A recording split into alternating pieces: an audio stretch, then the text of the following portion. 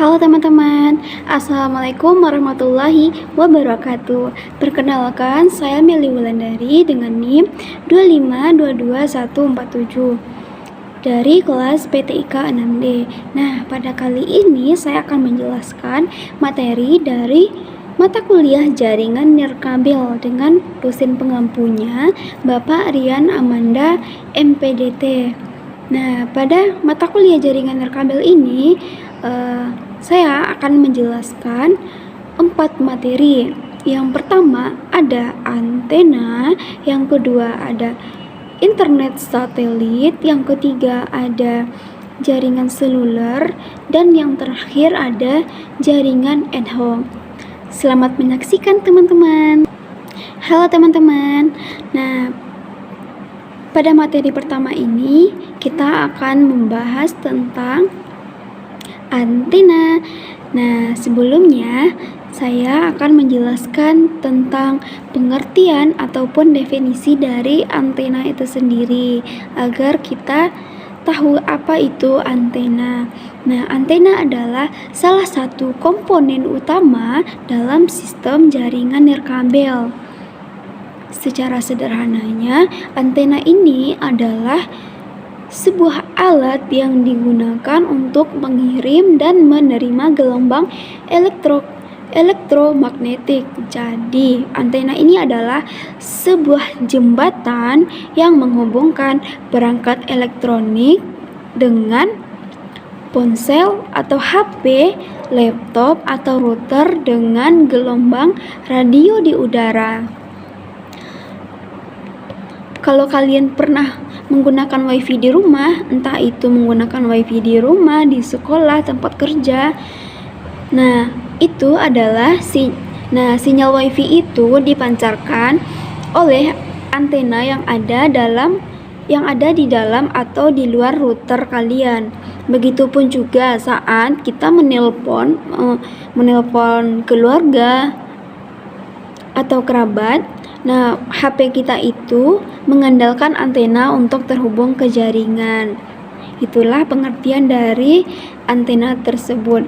Untuk kesimpulannya, antena itu adalah diibaratkan sebagai jembatan yang menghubungkan perangkat elektronik dengan perangkat kita seperti HP, laptop, dan lainnya. Nah, adapun tujuan dan fungsi dari antena itu sendiri. Apa sih tujuan dari antena? Tujuan utamanya tentu adalah untuk menghubungkan perangkat elektronik dengan sinyal nirkabel di udara. Adapun fungsi dari antena sendiri ada 2 nih teman-teman. Yang pertama, untuk memancarkan sinyal dari perangkat ke udara, contohnya dari router ke laptop. Selanjutnya, yang kedua, fungsinya yaitunya menangkap sinyal dari udara ke perangkat, misalnya dari BTS ke HP kita saat kita menelpon. Dengan kata lainnya, tanpa antena kita tidak bisa terkoneksi ke internet atau berkomunikasi secara nirkabel. Nah, untuk kesimpulan dari perbedaan dari ketiga jenis antena tadi, yang pertama antena omnidireksional, dia itu memancarkan sinyal ke segala arah. Yang kedua ada antena direksional yang hanya memancarkan sinyal ke satu arah saja atau ke satu arah tertentu. Dan yang ketiga ada antena parabola yang bentukannya seperti piring besar dan untuk pemancarannya sangat sempit, tapi bisa juga menjangkau tempat yang sangat jauh, bahkan di luar angkasa. Untuk selanjutnya kita akan membahas tentang kelebihan dari antena itu sendiri. Nah, yang pertama, antena kelebihannya untuk memperluas jangkauan sinyal. Jadi kita bisa mengakses internet dari ruangan yang jauh dari sumber sinyal. Selanjutnya, antena ini meningkatkan kualitas koneksi karena sinyal yang kuat berarti koneksi lebih stabil. Selanjutnya lebih fleksibel. Maksudnya banyak antena bisa diatur arah dan kekuatannya sesuai kebutuhan yang diperlukan. Nah, selanjutnya kita akan membahas tentang kekurangan dari antena. Ada 3 nih teman-teman. Yang pertama, antena ini harus diatur arah yang tepat, terutama pada jenis antena direksional. Kalau salah arah, sinyal tadi akan bisa hilang karena antena direksional ini hanya memancarkan sinyal ke satu arah saja. Selanjutnya yang kedua, harga bisa mahal, apalagi untuk antena yang kuat dan sangat canggih seperti antena parabola atau smart antena. Antena parabola tadi bisa memancarkan ke luar angkasa, jadi untuk harganya lumayan besar dan mahal. Selanjutnya yang ketiga, terpengaruh lingkungan. Terpengaruh lingkungan maksudnya misalnya nih terhalang tembok atau bangunan tinggi. Nah, karena adanya halangan tembok atau bangunan yang tinggi, maka sinyal tadi bisa melemah. Nah, itulah kekurangan dari antena. Jadi, dalam memasang antena ini perlu penyesuaian lokasi dan arah supaya hasilnya lebih maksimal atau sesuai yang diinginkan agar sinyal tadi terpancarkan dan jaringan dan koneksinya lebih baik. Adapun contoh penerapan dari antena sendiri. Nah, antena ini dipakai hampir ke semua perangkat komunikasi nirkabel. Nah, kita berikan contohnya. Yang pertama, contohnya di rumah. Di rumah kita sering menggunakan router WiFi yang pakai antena omni buat menyebarkan internet ke seluruh ruangan. Seperti yang saya jelaskan tadi, antena omnidireksional ini yaitunya memancarkan sinyal ke segala arah. Nah, yang kedua ada di sekolah atau di kantor. Jaringan antar ruangan bisa dipakai antena direksional supaya lebih stabil. Yang ketiga, untuk komunikasi jarak jauh seperti TV satelit atau internet satelit, kita bisa menggunakan antena parabola, yaitu bisa memperluas jangkauan sinyalnya. Selanjutnya di ponsel, antena ini tertanam di dalam bodi HP kita agar menangkap sinyal dari BTS atau menara sinyal. Selanjutnya, di dunia penerbangan atau luar angkasa, satelit dan pesawat menggunakan antena untuk komunikasi radio jarak jauh. Nah, itulah pembahasan kita pada materi pertama. Nah, teman-teman sudah paham kan apa itu antena? Tadi tanpa antena kita tidak bisa terkoneksi dengan internet atau kita tidak bisa berkomunikasi secara nirkabel atau tanpa kabel. Nah, adapun jenis-jenis dari antena ini. Nah, sebenarnya ada banyak jenis-jenis dari antena, tetapi secara umumnya kita akan membahas 3. Yang pertama ada antena omnidirection, yang kedua ada antena direksional, yang ketiga ada antena parabola. Nah, kita akan membahas yang pertama ya, yaitu tentang antena omnidireksional.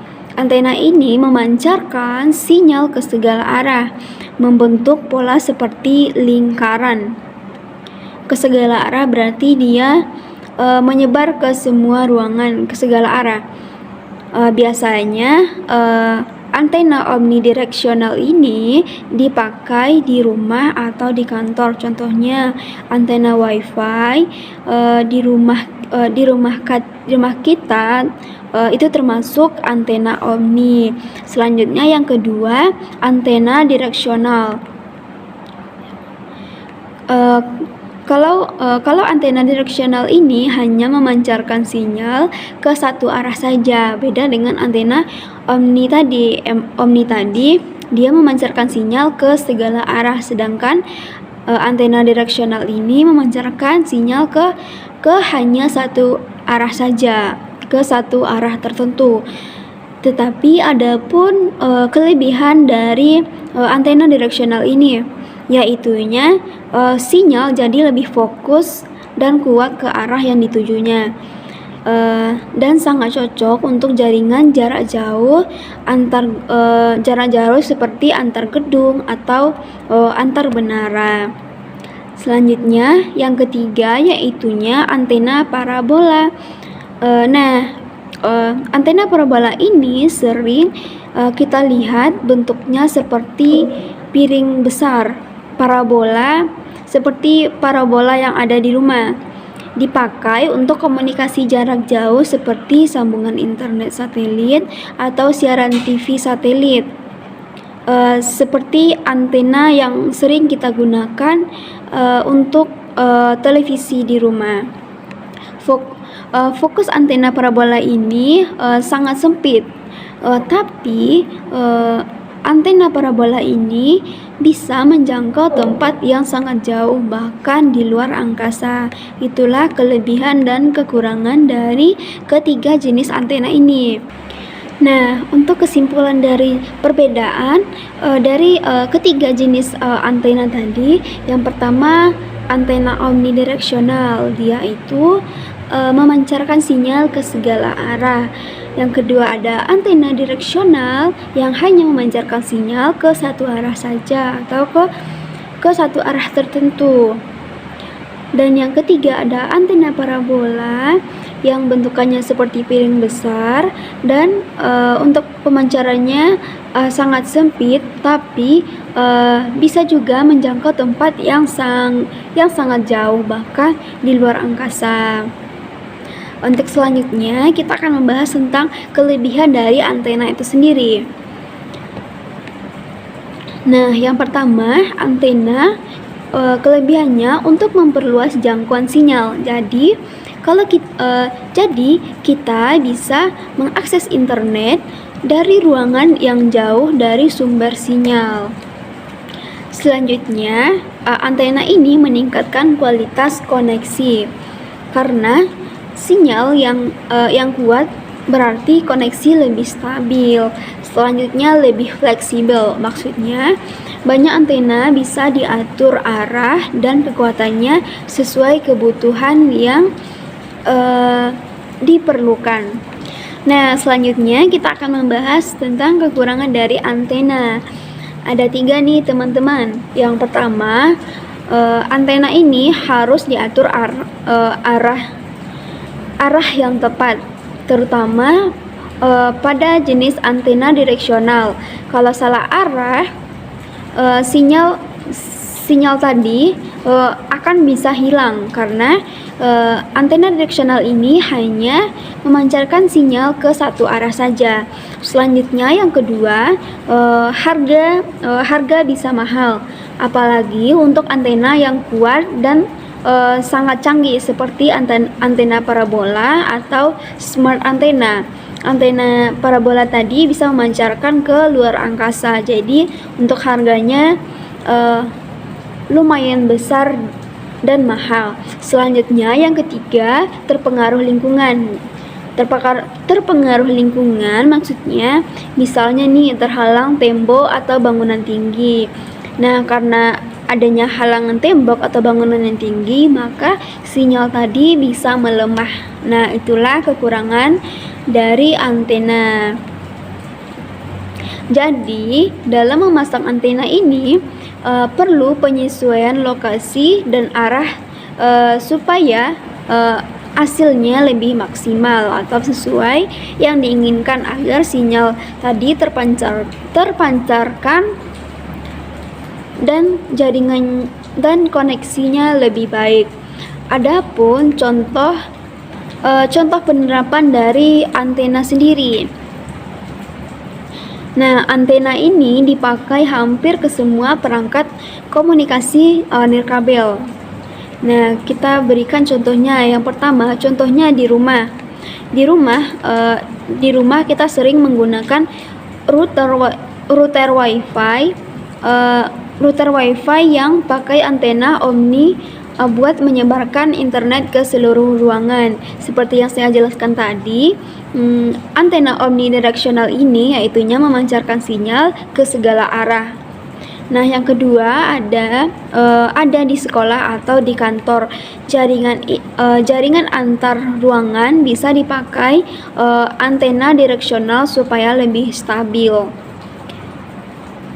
Yang ketiga, untuk komunikasi jarak jauh seperti TV satelit atau internet satelit, kita bisa menggunakan antena parabola, yaitu bisa memperluas jangkauan sinyalnya. Selanjutnya di ponsel, antena ini tertanam di dalam bodi HP kita agar menangkap sinyal dari BTS atau menara sinyal.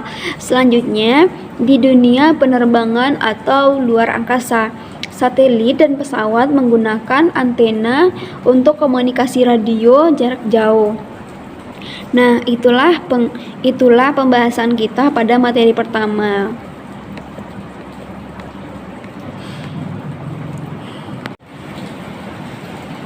Halo teman-teman, selanjutnya kita masuk ke materi yang kedua ya, yaitunya kita akan membahas tentang internet satelit. Nah, seperti yang tadi saya akan menjelaskan tentang pengertian ataupun definisi dari internet satelit sendiri.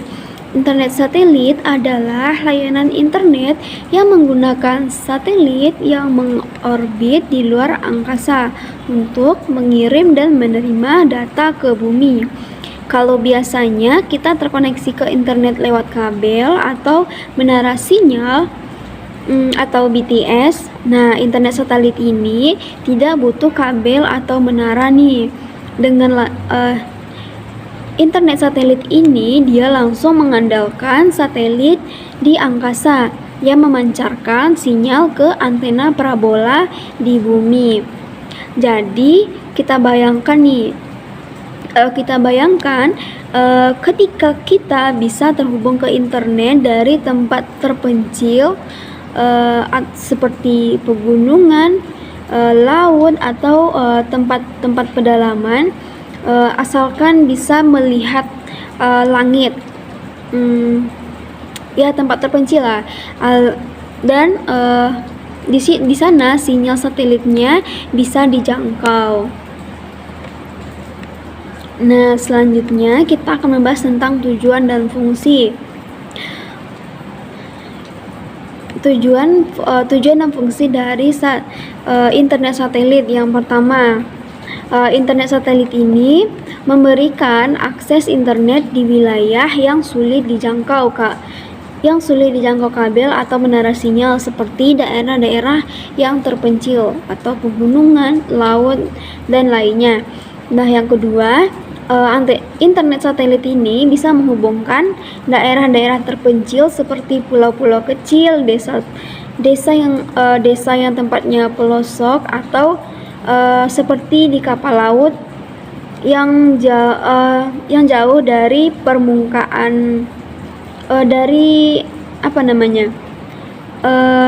tempat daratan. Nah, jauh dari daratan. Selanjutnya, yang ketiga, internet satelit ini menjadi alternatif cadangan atau alat alternatif cadangan.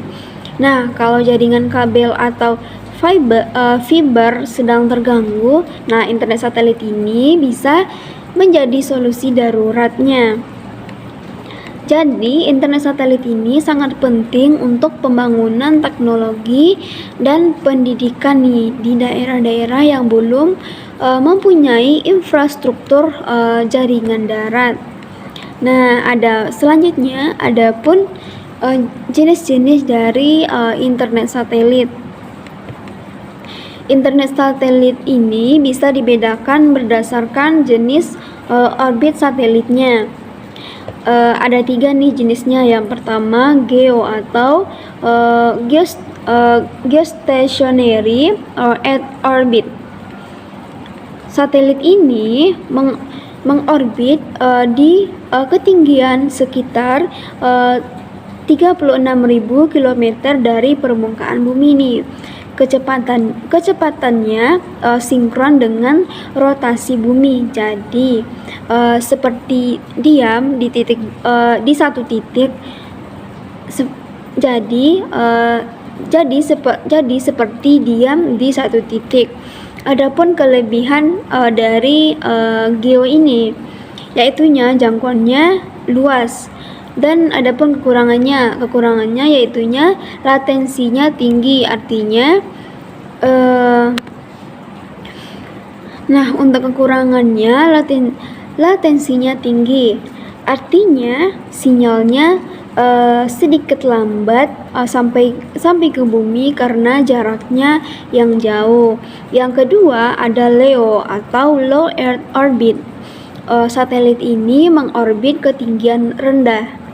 Yang tadinya geo ketinggian tinggi, sedangkan LEO ini mengorbit di ketinggian rendah sekitar 500 sampai 2000 km. Jaraknya lebih dekat, jadi latensinya rendah alias lebih cepat. Namun karena jangkauannya kecil, dibutuhkan banyak satelit LEO yang saling bekerja sama. Contohnya seperti proyek Starlink dari SpaceX. Nah, untuk jenis yang ketiganya MEO atau Medium Earth Orbit. MEO ini adalah di tengah-tengah antara LEO dan geo. Geo yang tadi lebih di tempat yang lebih tinggi, sedangkan LEO di tempat yang rendah. Nah, selanjutnya biasanya MEO ini digunakan untuk navigasi seperti GPS, tapi juga bisa dipakai untuk internet dengan kecepatan dan jangkauan menengah.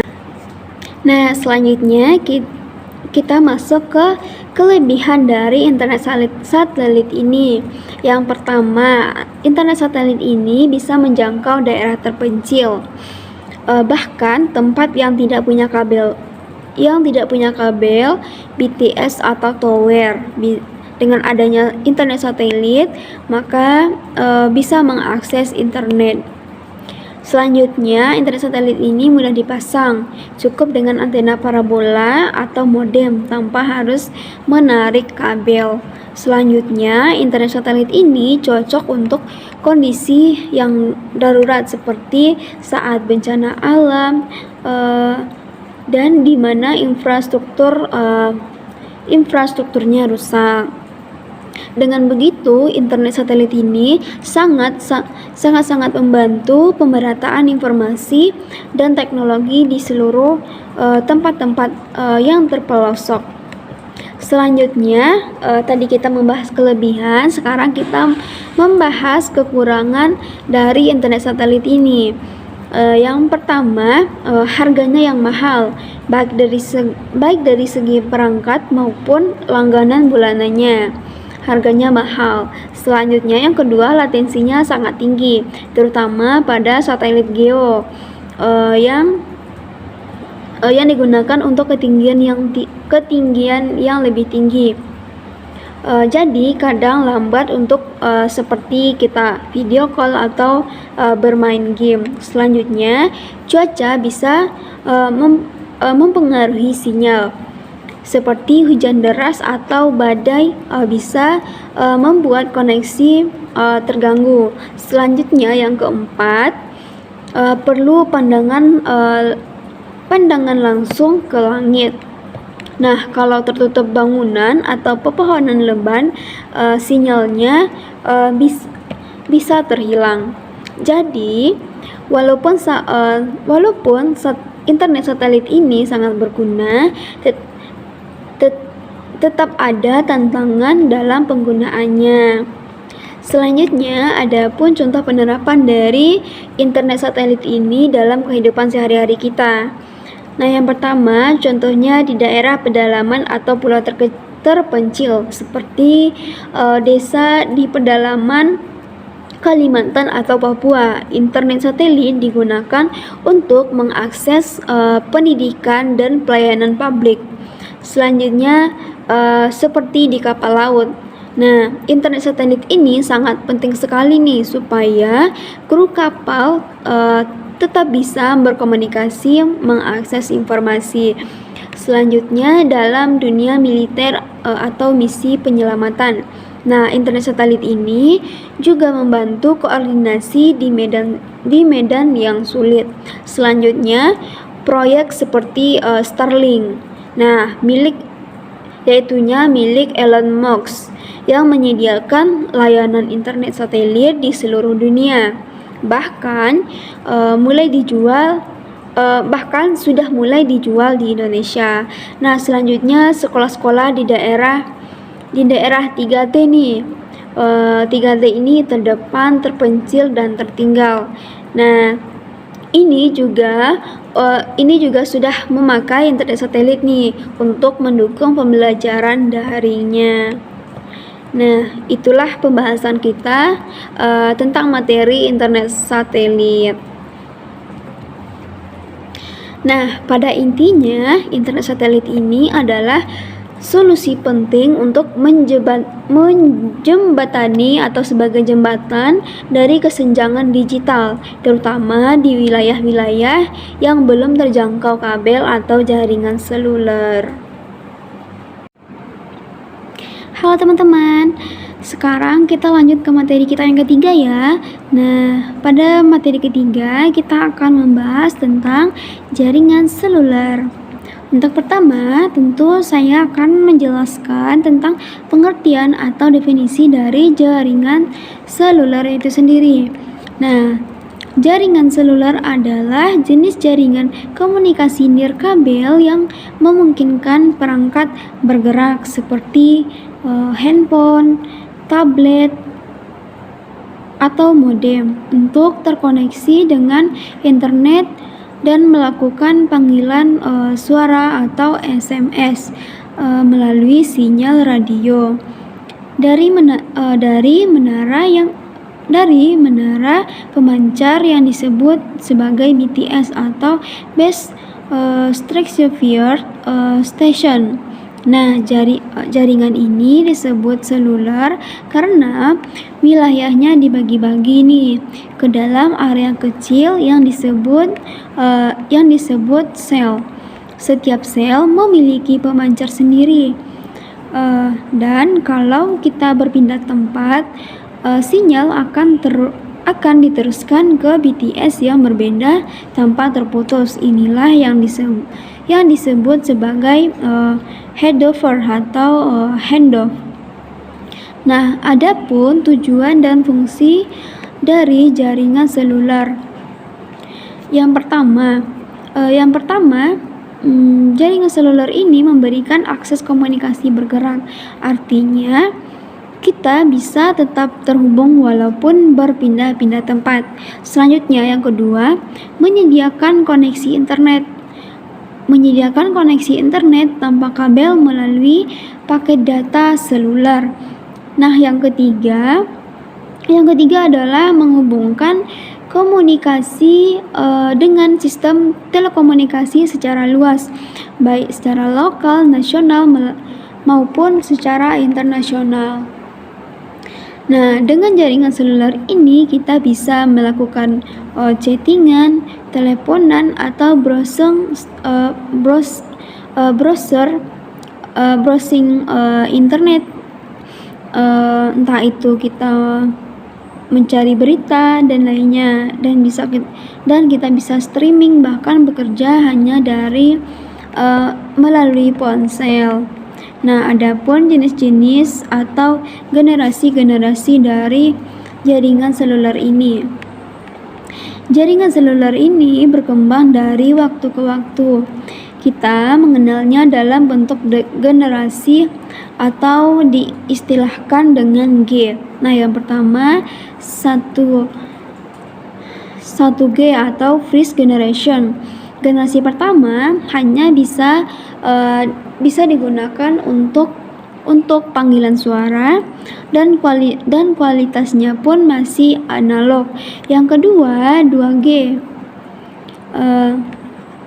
2G ini sudah mulai digital, bisa SMS-an dan panggilan suara seperti GSM. Nah, yang ketiga ada 3G, yaitunya 3G ini sudah mulai bisa mengakses internet walaupun kecepatannya terbatas. Selanjutnya 4G. 4G ini kecepatan internetnya sudah tinggi, bisa streaming video HD, main game online dan video call yang lancar. Selanjutnya 5G. 5G ini yaitunya generasi terbaru nih, dengan kecepatannya yang super tinggi, latensi yang rendah dan cocok untuk teknologi yang canggih seperti mobil otonom atau IoT atau Internet of Things. Nah, adapun kelebihan dari jaringan seluler ini. Yang pertama, mobilitas yang tinggi. Kita bisa mengakses jaringan dari mana saja selama masih dalam jangkauan sinyal. Selanjutnya, instansinya mudah. Tidak perlu menarik kabel atau pasang perangkat secara rumit. Selanjutnya yang ketiga, aksesnya cepat ke internet dengan jaringan 4G atau 5G. Koneksinya yang bisa sangat cepat dan stabil. Selanjutnya yang keempat, luas jangkauannya. Operator seluler sudah menjangkau hampir ke seluruh wilayah di Indonesia, termasuk ke desa-desa. Nah, adapun kekurangan dari jaringan seluler ini. Tadi kelebihan, sekarang kita membahas kekurangan dari jaringan seluler. Yang pertama, sinyalnya yang tidak merata. Contohnya di daerah terpencil atau pegunungan, sinyalnya bisa lemah atau bahkan hilang. Selanjutnya, tergantung cuaca dan lingkungan. Seperti hujan lebat atau gedung tinggi atau lebih tertutup bisa menghambat sinyalnya tadi terpancar. Selanjutnya, biayanya tergantung kuota. Kalau kuota habis, kita harus beli lagi. Kadang harga paket datanya juga lumayan mahal. Itu tergantung kartu yang kita gunakan. Selanjutnya, kepadatan jaringan. Kalau terlalu banyak orang yang memakai jaringan di satu area, misalnya di konser atau stadion, sinyalnya akan bisa lemot. Nah, adapun contoh penerapan dari jaringan seluler ini. Yang pertama, HP pribadi kita atau ponsel pribadi. Kita bisa internetan, video callan, chatting, atau update status semua lewat koneksi seluler. Nah, yang kedua, modem portable atau MiFi. Nah, ini banyak orang pakai MiFi saat bepergian nih, yaitunya tinggal menyalakan, langsung dapat WiFi dari kartu SIM. Nah, selanjutnya sistem transportasinya online seperti ojek online, pesan makanan, dan delivery, semuanya pakai jaringan seluler untuk koordinasi. Nah, selanjutnya kegiatan UMKM atau bisnis kecil.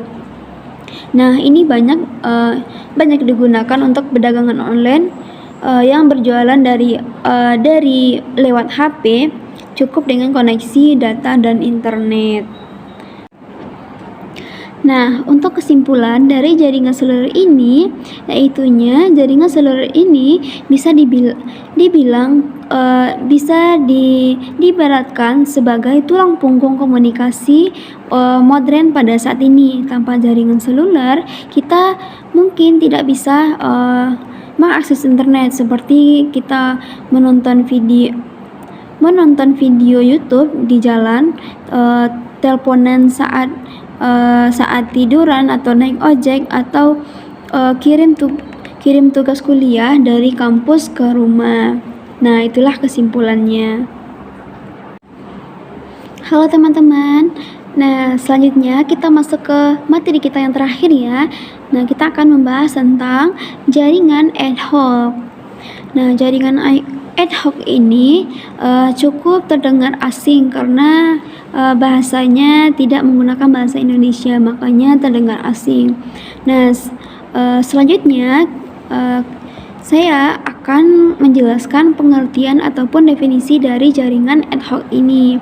Jaringan ad hoc adalah jaringan nirkabel sementara yang dibentuk oleh beberapa perangkat tanpa menggunakan infrastruktur tepat seperti router atau menara BTS. Artinya, perangkat-perangkat yang terhubung berkomunikasi langsung satu sama lain membentuk jaringan secara spontan. Nah, jaringan ini bisa dibilang seperti gotong royong antar perangkat. Jadi, kalau kita dan teman kita ingin berbagi file antar laptop tanpa internet, kita bisa membuat jaringan ad hoc. Nah, selanjutnya adapun tujuan dan fungsi dari jaringan ad hoc. Yang pertama, jaringan ad hoc ini bisa menghubungkan perangkat secara langsung tanpa infrastruktur tambahan. Selanjutnya yang kedua, jaringan ad hoc ini bisa membentuk jaringan sementara saat tidak tersedia jaringan utama. Yang ketiga, jaringan ad hoc ini bisa mendukung komunikasi cepat dan darurat, misalnya dalam situasi bencana atau dalam lapangan terbuka. Selanjutnya yang keempat, jaringan ad hoc ini bisa menjadi solusi hemat biaya karena tidak memerlukan perangkat mahal seperti router atau server. Selanjutnya, jenis-jenis jaringan ad hoc ini. Ada jenis-jenis jaringan ad hoc. Yang pertama ada mainnet. Mainnet atau kepanjangannya Mobile Ad Hoc Network, yaitunya jaringan antar perangkat mobile seperti smartphone atau laptop. Nah, yang kedua ada VNet atau singkatannya Vehicular Ad Hoc Network, yaitunya jaringan antar kendaraan, misalnya untuk mobil pintar berbagi informasi melalui lalu lintas. Selanjutnya yang ketiga, SPAN. SPAN ini yaitu atau kependekannya Smartphone Ad Hoc Network, yaitunya jaringan antar smartphone untuk berbagi koneksi atau data. Selanjutnya yang keempat, Wireless Mesh Network. Ini adalah beberapa node atau titik saling terhubung dan memperluas jangkauan dari jaringan. Selanjutnya kita akan membahas dari kelebihan jaringan ad hoc itu sendiri. Yang pertama, jaringan ad hoc ini tidak butuh infrastruktur, yaitunya tidak perlu router, BTS atau kabel jaringan yang memperibet situasi atau keadaan. Selanjutnya, mudah dan cepat dibuat, yaitunya bisa dibentuk dalam hitungan menit bahkan detik tanpa memerlukan waktu yang lama. Selanjutnya, lebih fleksibel, yaitunya cocok digunakan di tempat di tempat seperti tempat yang terpencil, acara darurat atau kondisi outdoor. Nah, selanjutnya biayanya yang murah, yaitunya minim perangkat tambahan, cukup dengan perangkat yang sudah ada saja. Nah, tadi kita membahas kelebihan, selanjutnya ada nih kekurangan dari jaringan ad hoc sendiri, yaitunya yang pertama tidak stabil.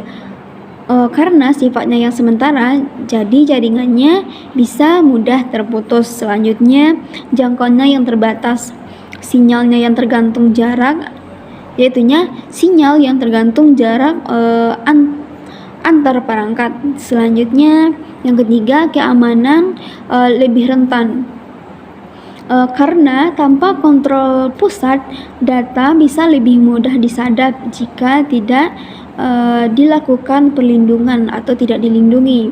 Nah, selanjutnya yang keempat, skalabilitasnya rendah. Nah, ini tidak cocok untuk jumlah perangkat yang terlalu banyak. Adapun contoh penerapan dari jaringan ad hoc itu sendiri. Contoh penerapan dalam kehidupan sehari-hari.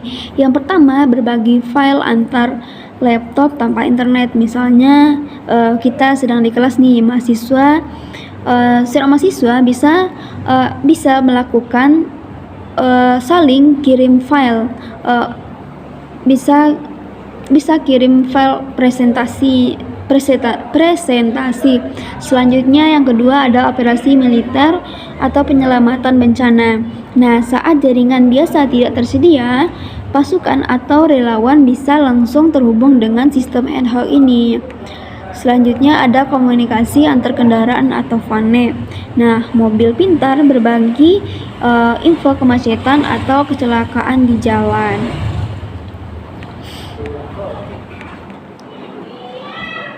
Nah, itulah pembahasan terakhir kita, yaitunya tentang jaringan ad hoc sendiri. Mungkin hanya sekian penjelasan materi dari mata kuliah jaringan nirkabel. Saya cukupkan, terlebih terkurang saya mohon maaf. Saya sudahi. Assalamualaikum warahmatullahi wabarakatuh.